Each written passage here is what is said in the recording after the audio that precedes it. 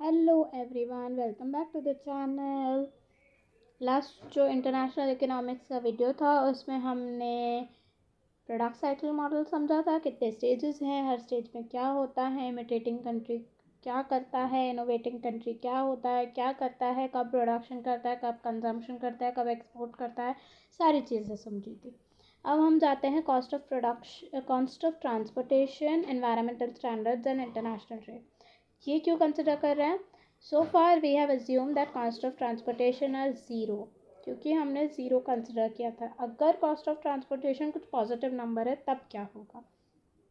In this section, we relax this assumption. We will see that cost of transportation affect international trade directly by affecting the price of traded commodity. तो अगर cost of transportation बढ़ेगा तो price बढ़ेगा, तो directly affect कर रहा है, and indirectly bye affecting the international location of production and industry. तो वो इनडायरेक्ट वे में अफेक्ट कर रहा है इंटरनेशनल लोकेशन के बेसिस पे। We also examine these two effects as well as effect of environmental pollution on the location of industry and international trade. तो ये दोनों चीज़ें हम लोग देखेंगे, एज वेल एज हम लोग एनवायरमेंटल पोल्यूशन कैसे डिटरमाइन करता है, एनवायरमेंटल पोल्यूशन के बेसिस पे कैसे लोकेशन इंडस्ट्री का डिटरमाइन होता है, वो भी देखेंगे। Cost of transportation and non traded commodities, काफ़ी ऐसी चीज़ें हैं जो कॉस्ट ऑफ ट्रांसपोर्टेशन की वजह से ट्रेड नहीं हो पाती है। कौन सी चीज़ें, इसमें क्या होता है, किसके बेसिस पे हम कह सकते हैं कि हाँ ये नॉन ट्रेडेड कमोडिटीज़ है, वो हम देखेंगे। Cost of transportation includes all these things.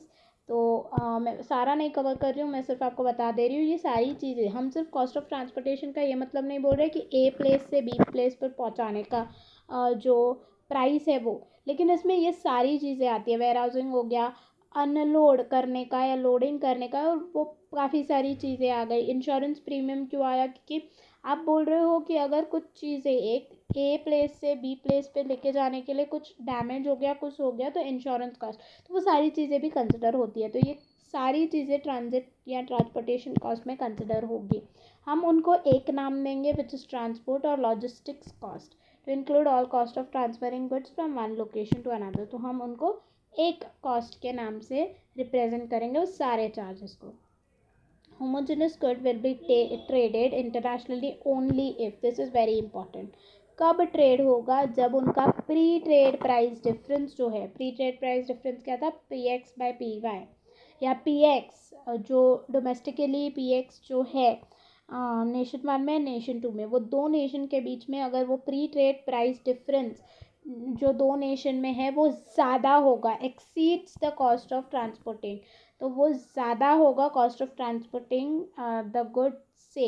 यानी समझो P X by P Y 5 है एंड कॉस्ट ऑफ ट्रांसपोर्टेशन 2 है, तो ज़्यादा होना चाहिए वो, तभी वो गुड जो है वो ट्रेड होगा। डिफरेंस, हाँ, डिफरेंस 5 है एंड कॉस्ट ऑफ ट्रांसपोर्टेशन सिर्फ 2 है, तो वो डिफरेंस कम हो सकता है। Consideration of transportation and logistics cost explains why most goods or services are not traded at all internationally। तो वो कौन से goods हैं जो नॉन ट्रेड होंगे? जिनका ट्रांसपोर्टेशन कॉस्ट ही ज़्यादा है प्राइस डिफरेंस से। प्राइस डिफरेंस सिर्फ 5 रुपये का है लेकिन कॉस्ट ऑफ ट्रांसपोर्टेशन 10 रुपये का है, तो हम क्या फ़र्क क्या पड़ता है? फिर हम डोमेस्टिकली ख़रीद लेते हैं ना, क्योंकि अगर हम लोग ने इंटरनेशनली लाया तो 10 रुपये तो कॉस्ट ऑफ ट्रांसपोर्टेशन में लग जाएगा, 10 रुपये एक्स्ट्रा लग जाएगा, तो इधर खाली 7 रुपये डिफरेंस है, राइट। अगर हम देखें नेशन वन में वो कमोडिटी 2 रुपीज़ की है, नेशन टू में वो कमोडिटी 4 रुपीज़ की है। अगर समझो 2 रुपीज़ का डिफरेंस आ रहा है और ट्रांसपोर्टेशन कॉस्ट 5 रुपीज़ का है, तो अगर मैं नेशन वन से नेशन टू में वो चीज़ लेके जा रही हूँ तो वो अब 7 रुपये की हो जाएगी जब मैं ट्रांसपोर्टेशन कॉस्ट कवर कर रही हूँ। तो ये 2 रुपये का सिर्फ डिफरेंस है, तो क्यों ना हम डोमेस्टिकली खरीदें। इम्पोर्टेड क्यों खरीदना है? क्योंकि वो 7 रुपये का आ रहा है, ट्रांसपोर्टेशन कॉस्ट ज़्यादा है। तो इस वजह से काफ़ी सारी चीज़ें क्या हो जाती है, नॉन ट्रेडेड हो जाती है।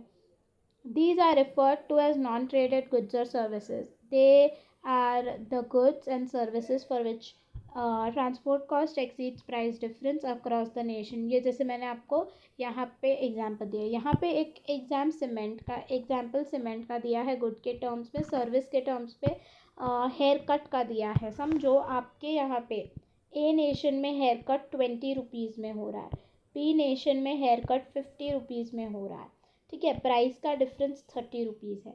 और अगर आप ट्रांसपोर्ट करके ए नेशन से बी नेशन में जा रहे हो, या समझो उल्टा करते हैं, बी नेशन से ए नेशन में आ रहे हो, क्योंकि यहाँ पे प्राइस कम है, लेकिन आपको 100 रुपये देने पड़ रहे हैं यहाँ से बी से ए में आने के लिए, तो आपको टोटल कितना का पड़ गया, 120 का पड़ गया, लेकिन यहाँ पे आपको सिर्फ 50 रुपये में हेयर कट होके मिल रहा था। तो प्राइस डिफरेंस 30 रुपये का है, कम है, वेराज ट्रांसपोर्टेशन कॉस्ट ही 100 रुपये है, ज़्यादा हो गया, तो फिर फ़र्क पड़ेगा, आप कंसिडर नहीं करोगे। वही अगर मैं उल्टा ले लूँ, सिर्फ 10 रुपये आपके ट्रांसपोर्टेशन कॉस्ट है, तो बी से ए में जाने के लिए आपको 10 रुपये देने पड़ेंगे और 20 रुपया वहाँ का है हेयर कट का, 30 रुपीज़ आपका इन टोटल हो गया, वेराज आप 50 रुपीज़ भर रहे हो। तो जब ट्रांसपोर्टेशन कॉस्ट कम होगा, लेस होगा, या प्राइस डिफरेंस एक्सीड करेगा, तब ट्रेड होना बेनिफिशियल है, वरना नॉन ट्रेड होगा, वो ट्रेड नहीं होगा। तो दो एग्जांपल्स यहाँ पे सीमेंट और दूसरा हेयर कट का दिया। In general the price of non traded commodities is determined by, non traded commodities जो है, जो ट्रेड नहीं होते हैं, उनके प्राइस डिटरमाइन कैसे होते हैं, domestic demand and supply condition के बेसिस पे। वेराज जो ट्रेडेड कमोडिटीज़ है उनके प्राइस कैसे डिटरमाइन करते हैं, world demand and supply condition के बेसिस पे। तो डोमेस्टिक का सिर्फ नॉन ट्रेडेड का सिर्फ डोमेस्टिक डिमांड एंड सप्लाई देखते हैं, ट्रेडेड का वर्ल्ड डिमांड एंड सप्लाई देखते हैं। The great reduction in transportation costs that resulted from the using refrigerating trucks and ships converted money non-traded into traded goods। तो पहले क्या होता था, पहले काफ़ी सारी चीज़ें जैसे फ्रूट्स वेजिटेबल्स हैं, वो पेरिशेबल कमोडिटी है, राइट, वो ख़राब हो जाती है एक दो दिन में अगर अच्छे से नहीं रखा तो उनको ट्रेड भी हमें फास्टेस्ट रूट से करना पड़ेगा, बाय प्लेन या बाय ऐसी road which is the fastest route, तो उसमें चार्जेस भी ज़्यादा होंगे, ट्रांसपोर्टेशन कॉस्ट भी ज़्यादा होगा, तो वो फिर नॉन ट्रेड करना ही बेटर है। लेकिन अब जब रेफ्रिजरेटेड ट्रक्स आ गए हैं, शिप्स आ गए, जिसमें आप स्टोर करके रख सकते हो कि चीज़ जो एक दिन में ख़राब होती थी वो अब 5 दिन चल सकती है, तो आप ट्रेड कर सकते हो 5 दिन का या 3 दिन का स्लो ट्रांसपोर्टेशन के स्लो रूट से लेके जाके आराम से आप ट्रेड कर सकते हो, तो ट्रांसपोर्टेशन कॉस्ट भी कम हो गया है। तो यहाँ पे एक एग्जांपल दिया है grapes and fruits and vegetables का, तो आप वो रीड कर सकते हो। In past high transport cost and spoilage prevented this. तो पहले ये जो ग्रेप्स एंड वेजिटेबल्स थे, वो ये जो ट्रेड हो रहा था कि साउथ अमेरिका से सारी चीज़ें आ रही थी, वो पहले नहीं हो पाती थी, लेकिन अभी हो पा रही है। Similarly development of containerized cargo shipping, तो अभी बहुत बड़े क्वांटिटी में आप लेके जा सकते हो, यानी लार्ज गुड्स जो है वो आप लेके जा सकते हो वेरी लार्ज कंटेनर में, तो वो भी अभी ट्रांसपोर्टेशन कॉस्ट कम करता है। These are the two ways of analyzing transport cost. One is by general equilibrium analysis, which utilizes nation's production frontier or offer curves and expresses transportation cost in terms of relative commodity prices. तो दो तरीके हैं transportation cost को analyse करने का। एक है general equilibrium, जिसमें हम पहले से PPF and offer curves use करते हैं, एंड उसमें हम रिलेटिव कमोडिटी प्राइसेस में ट्रांसपोर्टेशन कॉस्ट को एक्सप्रेस करेंगे, यानी उसमें हम कंसिडर करेंगे ट्रांसपोर्टेशन कॉस्ट को। More straightforward method is to analyze the absolute money और cost of transport with partial equilibrium analysis. Partial equilibrium क्या होता है, अदर थिंग्स बीइंग कांस्टेंट, तो यहाँ पे सारी वो चीज़ें दी गई हैं जो कांस्टेंट रखी गई हैं, जैसे एक्सचेंज रेट है, बाकी सारी लेवल ऑफ इनकम हो गया, सारी बाकी चीज़ें कांस्टेंट रखी गई हैं। तो ये फिगर 6.5 में बताया गया है पार्शियल इक्विलिब्रियम। मैं आपको फिगर दिखा देती हूँ, ये 6.5 है ट्रांसपोर्टेशन कॉस्ट के बेसिस पे। मैं आपको फटाफट से समझा देती हूँ। तो ये आपका कॉमन प्राइस का कर्व है, कॉमन प्राइस का एक्सिस है। हम नॉर्मली ऐसे बनाते हैं, price of x and quantity of x, right. तो ये आपका कॉमन प्राइस का एक्सिस है। नेशन 2 यहाँ पे है, नेशन 1 यहाँ पे है। नेशन 2 का ये डिमांड है, ये सप्लाई है नॉर्मली। अब देखो एक चीज़ और है, नेशन 1 के लिए डिमांड सप्लाई क्या हो जाएगा, आप एक पेपर ले लो, पेपर में आप ऐसे डिमांड बना लो, ऐसे सप्लाई बना लो। अब उस पेपर को ना स्केच पेन से ये बनाना, और अब उस पेपर को फ्लिप कर दो। जब आप फ्लिप करोगे ना तो आपको डिमांड कुछ इस तरह दिखेगा, सप्लाई कुछ इस तरह दिखेगा। तो इसका ये मतलब ये नहीं है कि ये डिमांड हो गया और ये सप्लाई होगा क्योंकि ये पॉजिटिव स्लोप है, नहीं, हम फ्लिप कर रहे हैं, हम लेफ्ट हैंड साइड पे बता रहे हैं। सो इसके इस साइड बता रहे हैं, तो इसका मतलब है ये आपका डिमांड हो गया, ये सप्लाई है। अगर आपको ये भी नहीं समझ में आ रहा है तो आप ऐसे कर सकते हो, यहाँ पे प्राइस है, यहाँ पे क्वांटिटी है, यहाँ पे टुवर्ड्स इस साइड क्वांटिटी बढ़ रही है 1 2 3, यहाँ पे टुवर्ड्स इस साइड क्वांटिटी बढ़ रही है। आप इस कर्व से कंपेयर करके देख सकते हो, हाई प्राइस पे लो क्वांटिटी है, हाई प्राइस जैसे जैसे प्राइस कम हो रही है वैसे वैसे हायर क्वांटिटी हो रहा है। तो ये क्या था, इन्वर्स रिलेशन डिमांड का होता है। पॉजिटिव रिलेशन जब सेम होगा, लाइक प्राइस बढ़ेगी क्वांटिटी भी बढ़ेगी, तो वो सप्लाई हो गया। तो आप दोनों चीज़ें करके देख सकते हो, आपको पता चलेगा कि जब हम फ्लिप करते हैं तो हमारा सप्लाई का वैसे हो जाता है और हमारा डिमांड का वैसे हो जाता है। ठीक है, तो ये नेशन 1 के लिए इस तरीके से कुछ दिखाया, नेशन 2 के लिए तो नॉर्मल वाला है। इक्विलिब्रियम ई पॉइंट पे है, मतलब डोमेस्टिक प्री ट्रेड इक्विलिब्रियम ई पॉइंट पे है, जहाँ पे वो 5 रुपीज़ में नेशन 1 50 यूनिट्स कर रहा है produce and consume, and 11 rupees में नेशन 2 प्रोड्यूस एंड कंज्यूम कर रहा है एक्स कमोडिटी। तो इतना पहले पढ़ लेते हैं हम। In figure 6.5, common vertical axis measures dollar price of commodity X in nation 1 and nation 2. Increasing quantity of X are measured by movement to the right from the common origin. For nation 2, increasing quantities of commodity X for nation 1 are instead measured by the movement to the left of the common origin. मैंने आपको वो बता दिया 1 2 3 1 2 3 जो मैं लेके गई वो। Note that nation 1's demand for commodity X, that is dx, is negatively sloped downward, while its supply curve is positively sloped. तो वो मैंने आपको फ्लिप करके वो जो आएगा वो मैंने आपको दिखा दिया है।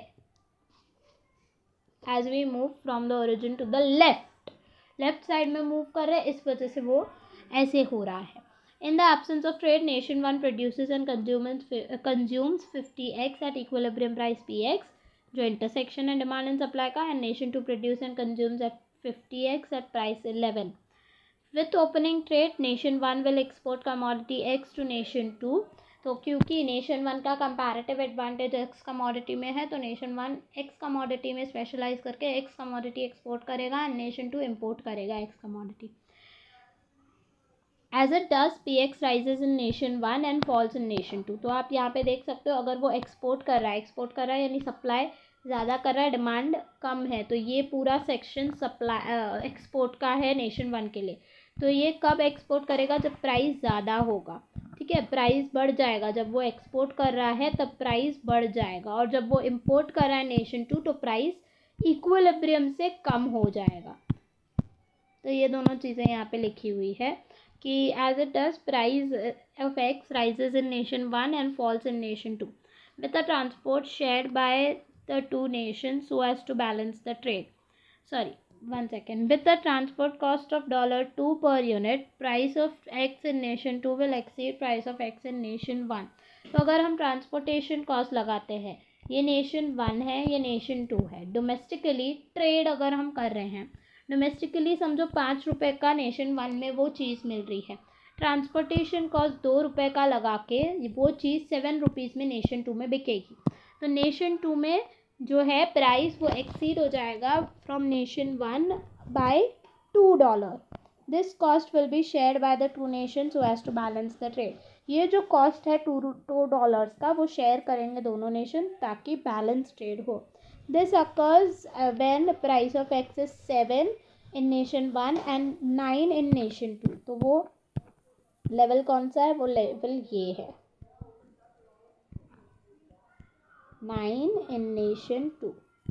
तो वो लेवल ये है जहाँ पे आप अगर कंपेयर करके देख सको, ये 40 यूनिट्स एक्सपोर्ट कर रहा है और ये 40 यूनिट्स इंपोर्ट कर रहा है, यहाँ पे बैलेंस हो रहा है ट्रेड का। हाँ, where was I? Yes. At PX 7, nation 1 will produce 70x, consume 30, export 40.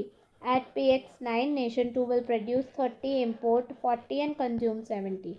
Note that absence of transport cost, PX is 8. अगर ट्रांसपोर्टेशन कॉस्ट नहीं होता तो दोनों कंट्रीज में सेम होता प्राइस, दैट इज 8. तो इतना होता consumption, that is 60x export करता, 60x नेशन 2 इम्पोर्ट करता. 60x are traded. Thus transportation cost क्या करता है, level of specialization in production कम कर देता है. यानी पहले स्पेशलाइजेशन इतना था, अगर वो ट्रांसपोर्टेशन कॉस्ट नहीं होता तो प्रोडक्शन 80 होता, लेकिन अब ट्रांसपोर्टेशन कॉस्ट के बाद 70 हो गया. तो स्पेशलाइजेशन प्रोडक्शन में कम कर दिया नेशन 1 में. And volume of trade and gains from trade भी कम हो जाएगा. तो पहले 60x ट्रेड हो रहे थे, अब सिर्फ 40x ट्रेड हो रहे हैं, तो वॉल्यूम ऑफ ट्रेड भी कम हो गया है. Furthermore, since with transportation cost the absolute and relative price of the commodity X differ in two nations, its factor price will not be completely equalized even if all the other assumption of HO model hold. तो आप देख सकते हो absolute price and as well as the relative price वो equal नहीं हो जाता है ट्रांसपोर्टेशन कॉस्ट की वजह से. 7 है और 9 है, तो एब्सोल्यूट टर्म्स में भी प्राइस डिफर हो रहे हैं. और दूसरी चीज़, अगर डिफर हो रहे हैं तो उनका फैक्टर प्राइस भी इक्वलाइज नहीं होगा, जो कि HO मॉडल कह रहा था कि फैक्टर का प्राइसेस भी इक्वलाइज हो जाएगा एंड रिलेटिव प्राइस भी इक्वलाइज हो जाएगा, लेकिन ट्रांसपोर्टेशन कॉस्ट में नहीं होगा वो. Finally, because of the way the figure 6.5 was drawn, cost of transportation is shared equally by two nations. In general, the more steeply inclined DX and SX are in nation 1 relative to nation 2. Greater is the share of transportation cost paid by nation 1. तो अगर आप देखो इसको, अगर आप ज़्यादा, ये flatter है, नेशन 2 की बात हुई है ना.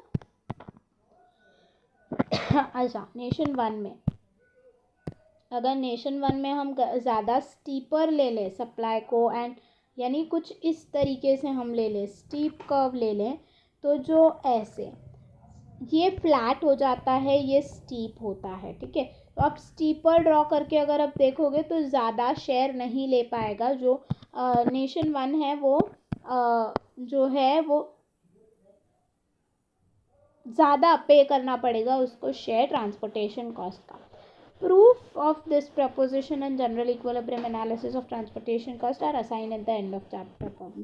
तो एंड ऑफ चैप्टर में एक प्रॉब्लम जनरल इक्विलिब्रियम एनालिसिस का भी दिया गया है, एंड ये जो सिचुएशन है स्टीपर कर्व वाला वो भी दिया गया है. अगर हमें टाइम मिला तो हम वो कंसिडर करेंगे. अब लोकेशन कैसे डिटरमाइन होती है, तो 3 की 4 कुछ है, 3 है जिसके बेसिस पे लोकेशन डिटरमाइन होगी. तो फर्स्ट है transportation cost also affect international trade by influencing the location of production and industry. कहाँ पे लोकेशन है, समझो रॉ मटेरियल के यहाँ पे लोकेशन है, और ऐसा रॉ मटेरियल है जो बहुत कॉस्ट लेता है, उसका ट्रांसपोर्ट करने के लिए वेटेज ज़्यादा है, तो जो आपका इंडस्ट्री का लोकेशन होना चाहिए वो रॉ मटेरियल के पास होना चाहिए. समझो आपको मार्केट तक जो फिनिश्ड प्रोडक्ट है वो काफ़ी हैवी है और वो मार्केट तक पहुंचाने में आपको ज़्यादा कॉस्ट लगेगा, तो आप बेटर है मार्केट के बाजू में करो. ठीक है, तो वो कंसिडर करके 3 तरीके के हैं जो लोकेशन डिटरमाइन करते हैं. Industries can be classified as resource oriented, market oriented and footloose. Resource oriented, resource क्या होता है, raw material. Resource oriented industry are those that tend to locate near the source of raw material used by the industry. जो raw material use हो रहा है वो काफ़ी heavy होगा, उसमें ट्रांसपोर्टेशन कॉस्ट ज़्यादा लगेगा, तो इस वजह से वो रॉ मटेरियल के बाजू में, भले उसका फिर फिनिश्ड प्रोडक्ट काफ़ी हल्का और काफ़ी कम स्पेस वाला होगा, उसका ट्रांसपोर्टेशन कॉस्ट कम होगा, तो इस वजह से मार्केट तक पहुंचाने में ट्रांसपोर्टेशन कॉस्ट कम लगेगा. वेरएज रॉ मटेरियल का ज़्यादा लग रहा है तो रॉ मटेरियल के बाजू में इंडस्ट्री खोल लो. For example, mining must obviously be located where the mineral deposits are located. Mining बहुत कॉस्ट लेता है, तो उसकी वजह से मिनरल डिपॉजिट जहाँ पे है वहाँ पे वो इंडस्ट्री हमें माइनिंग की करनी चाहिए. More generally, resource-oriented industry are those for which cost of transporting the raw materials used by the industry is substantially higher for shipping the finished product to the market. मैं एक example देती हूँ, I don't know, आपको सिर्फ ये example देने के लिए मैं दे रही हूँ, रियलिटी में है कि नहीं आई डोंट नो। ठीक है, समझते हैं कॉफ़ी बीन्स जो हैं, कॉफ़ी बीन्स जो है वो लाने के लिए ट्रांसपोर्टेशन कॉस्ट हैवी है, वेराज जो पाउडर्ड कॉफ़ी बनके मिलती है, ठीक है, पाउडर्ड कॉफ़ी जो बनके मिलती है वो बहुत हल्की हो जाती है और उसका ट्रांसपोर्टेशन कॉस्ट लो है, कॉफ़ी बीन्स का हाई है। तो समझो एक इंडस्ट्री है जो कॉफ़ी बीन्स को सिर्फ पाउडर कर रही है, तो वो क्या करेगी, वो कॉफ़ी बीन्स के आजू बाजू कहीं पे लगाएगी ताकि वो ट्रांसपोर्टेशन कॉस्ट अपना बचा सके। These are industries such as steel, basic chemical, aluminium, which process heavy and bulky raw material into lighter finished products, that is involving substantial weight loss in processing. Second है market oriented industry. On the other hand are those that locate near the market for the products of the industry. अब समझो same example में, समझो coffee beans जो है वो industry तक लाने का जो कॉस्ट है वो कम है, समझो 2 रुपीज़ है, और पाउडर्ड जो कॉफ़ी है वो मार्केट तक लेके जाने का बहुत हाई कॉस्ट है, क्योंकि पाउडर होने के बाद हैवी हो जाता है, जो भी है वो 4 रुपीज़ है, तो आप मार्केट के बाजू में करोगे। ठीक है, तो वैसे तरीके का, this is market oriented. These are the industries that produce goods that become heavier or more difficult to transport during the production process, that is they involve substantial weight gaining in the process. तो जो process होता है जब वो transform होते हैं input से raw material से, जो फिनिश प्रोडक्ट बनते हैं वो फिनिश प्रोडक्ट काफ़ी हेवियर हो जाते हैं as compare to raw material. Excellent example of this is provided by soft drink company, which ship their highly concentrated syrup to market where water is added and bottling takes place, all तो वो weightage हो जाता है। तीसरा है footloose industry, are those producing goods that face neither substantial weight gain nor loss during the process. तो footloose वो है जिनका नाइदर वेट गेन होता है नॉर लॉस होता है, वो कहीं पे भी हो सकता है, वो मार्केट के बाजू में भी हो सकता है, वो रॉ मटेरियल के आजू बाजू भी हो सकते हैं। These industry tend to have high value to weight ratio, तो उनका वैल्यू ज़्यादा है वेराज वेट कम है, value to weight ratio high होता है। And to be highly mobile और फुट लूज, वो काफ़ी मोबाइल है, वो एक जगह से दूसरी जगह ईजीली मूव हो सकते हैं और इतना कोई डिफ़िकल्ट नहीं है। They tend to locate where the availability of other input lead to the lowest overall manufacturing cost, तो वो ऐसी जगह पर लोकेट होते हैं जहाँ पे मैन्युफैक्चरिंग कॉस्ट दूसरे रॉ मटेरियल्स का कंसिडर करके उसके आजू बाजू लोकेट होते हैं। An example is provided by US computer companies which shipped US made components to Mexican border areas to be assembled by cheap Mexican labor before being exported back to US to be packaged into the final product for sale on the US market. तो ये एक example दिया है for footloose industry. Many governments offer preferential tax treatment to domestic and foreign investor to attract these footloose industry. तो काफ़ी government है वो tax preferential tax लगाती है ताकि वो ट्रीट कर सके जो भी फुटलूस इंडस्ट्री है उनको। सो मैंने यहाँ पे कवर कर दिया। अब एनवायरमेंटल स्टैंडर्ड्स जो है हम वो नेक्स्ट वीडियो में कवर करेंगे। Till then you keep watching the journey of understanding economics. Thank you.